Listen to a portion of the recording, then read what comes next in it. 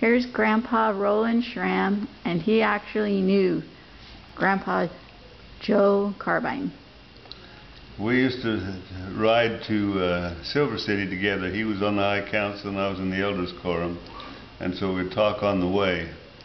And he told a few stories that when he was younger and he used to ride a motorcycle, sometimes he would try to cross the canal on a board. And I remember one time he said it stopped right in the middle. And so he ended up in the water with the cycle.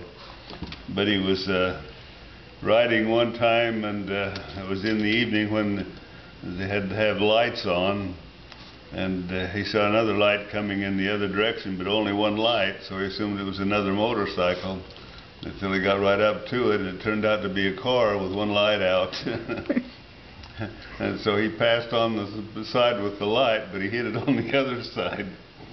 And when he got out and got off, he was quite angry, and there was about probably 5 or 6 guys in the car, and Joe said, "Come on out of there, I'm going to whip every one of you." And one of the fellows who knew Joe said, "Not me, Joe, not me too." There was another time that I kind of got a kick out of. We were driving home, and I'd installed a add-on air conditioner to the car, so it was kind of nice to have it in the summertime where it was cool.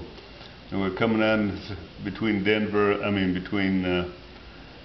Las Cruces and Deming, and there was some cows out there waiting around in one of the pools that they use to allow them to have a drinking water.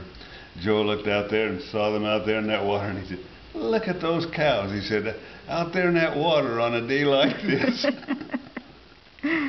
And he thought it was kind of a cool day for them to be out there in the water. Of course, that was because he wasn't used to the air conditioning, and he hadn't even thought about it not being cool inside and hot outside. Was that the kind of air conditioner you put inside your car window? No, this was one where you actually had a compressor mounted on the motor, and then exhausted in on the inside. It was one of the early ones, since most of the cars in those days didn't come equipped with them. And when we were traveling back and forth to Utah, we decided we'd put one of those on. And it did make a lot of difference, because the children always got upset when it was hot and long drive, and they'd get thirsty, and so air conditioning made a lot of difference in our trips home. Did you have a camel bag full of water?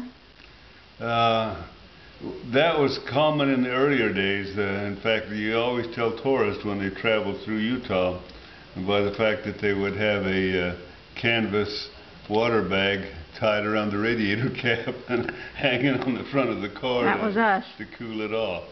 But we used to use them in the field. We'd take a canvas bag and a water bag and fill it full of water and then hang it in a tree. And so when you stopped for a drink, you'd have at least a cool drink. It wouldn't be cold, but it would be it wouldn't be warm either. Well, thank you, Grandpa Schramm. And this is Carolyn, just so you know. Don't know what I look like.